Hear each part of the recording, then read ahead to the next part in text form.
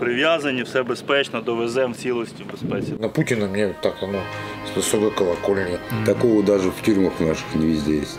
Россия долг родине, да я у нее не занимал.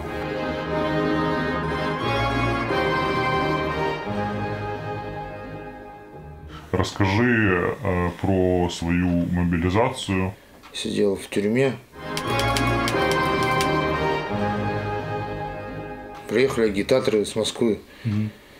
Есть желание проходить службу в рядах в российской армии и на Украине. Я находился в местах лишения свободы.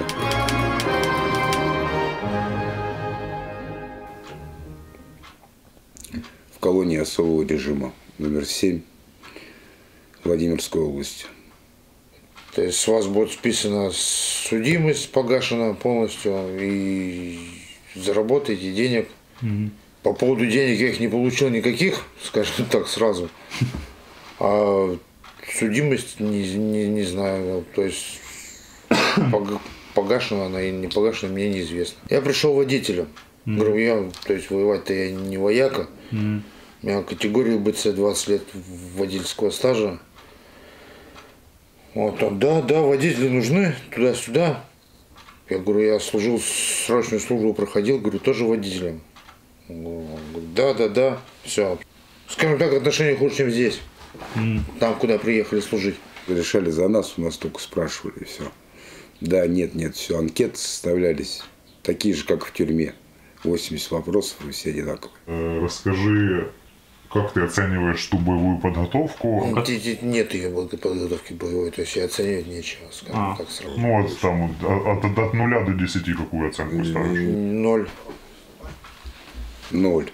Я понял. Подготовка была, как таковая, городские условия какие-то. Это город, населенный пункт.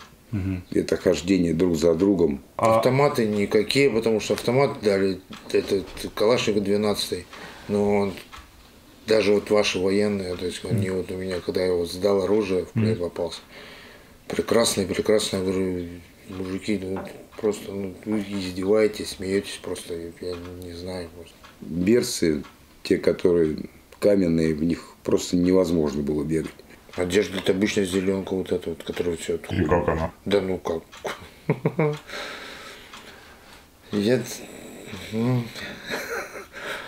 Как она? Роба, обычная роба. От того момента, как вы приехали, и до того момента, как ты в плен попал, сколько времени прошло? Около 3 недель почти. 3 недели. За эти 3 недели с этих 21 человека целых сколько осталось? Двое. Вместе со мной. Господь помог, то, что я остался живой. И там никто не возвращается практически. Возвращаются либо 300, это в лучшем случае. А 200-х там полный лес, и их никто не забирает. Собрались в 5. За нами приехала Нива. Приехали, высадили, попрощались. И все, мы так и пошли. Вот мы вышли и пошли по дороге. Уже не было ни постов, ничего. Встречались в 2 местах, видели 200-х, лежат 200-е, никто не забирает. Вот такими тропками, дорога, вот такая вот тропа. Зеленка. Обычно я на него заорал. Я слышал, он тоже заорал. 153-й шторм, что там. Я остановился, стою. Понять, что-то случайно что-то не могу. То есть заорали, то что давай, ложись. Стою, там, стрелять буду. Я стоял в 2 метрах от него. Я просто положил автомат. Я говорю, не надо стрелять. Я говорю, я уже вижу, что я не туда пришел, Я положил автомат, все положил, отошел в сторону. Он держал меня на мушке, кричал там второму что-то. Мне сказал снять бронежилет, я снял все, бронежилет, вытащил. У меня граната была, я ему отдал ее сам в руки. Он даже и не видел ее, что она была. Згідно Женевської конвенції, конвоюємо як полонених нормальних. Прив'язані, все безпечно, довеземо в цілості, в безпеці. Нам такі потрібні. Їм пощастило. Какая мотивация в тех людей, которые с мест заключения едут на войну в Украину? Заработать. заработать. Я, например, я не буду врать, скажу как есть, я ехал заработать. Это я про себя говорю. А есть такие, что именно они убеждены, они идейные такие, типа там вот Россия вперед, там туда-сюда, за родину. Россия, долг родине отдать? Ну типа. Да я у нее не занимал. Я здесь же, опять же, встретил людей, которые приехали, у них там из срока как бы там год, меньше года, они едут воевать. Я этого просто не, ну, как бы не понимаю. И колонии такие, где там можно было и сидеть, и спокойно сидеть, и, можно сказать, и в достатке сидеть. И спокойно уйти домой. И зачем они едут сюда, я просто их не понимаю. 90% пришли заработать, и 10% из этих 90, 10% то, что остались, это те, которые ему сидеть, ему сейчас вот 60 лет, а ему сидеть еще впереди еще 10. Да он лучше пойдет, повоюет там пару лет и придет домой, еще дома поживет. И с деньгами. Кто-то кричит, я, говорит, еду заработать. Я этого тоже как бы не понимаю. Для меня всегда было заработать это дома, пойти и заработать. Наш, вот, как, скажем так, призыв, вот, с которым вот оставались мы, там у нас люди по 60 лет, мужики по 60 лет, он еле ходит. Он идет вот так вот, у него вот идет вот, с автоматом.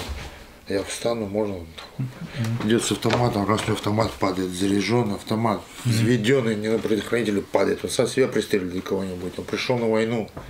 Ты много слышал таких историй, что люди с войны возвращались домой? Так я нет, не слышу. Что ты можешь сказать людям, например, которые оказались перед выбором, что им делать, там, сидеть дальше или ехать на войну? Какой ты можешь дать совет? Не надо сюда ехать, потому что с деньгами вас просто, если поехали за денег, вас кинут. А если поехали, чтобы закрыли судимость пораньше выйти, то просто не придете домой, все. К войне у меня всегда было это отрицательное отношение, но это как бы глупая война, и она для меня просто непонятна. А отношение к нашей власти, да я даже не знаю, как их назвать. Наша власть всегда делила все что-то свое, но никогда не считалась с народом.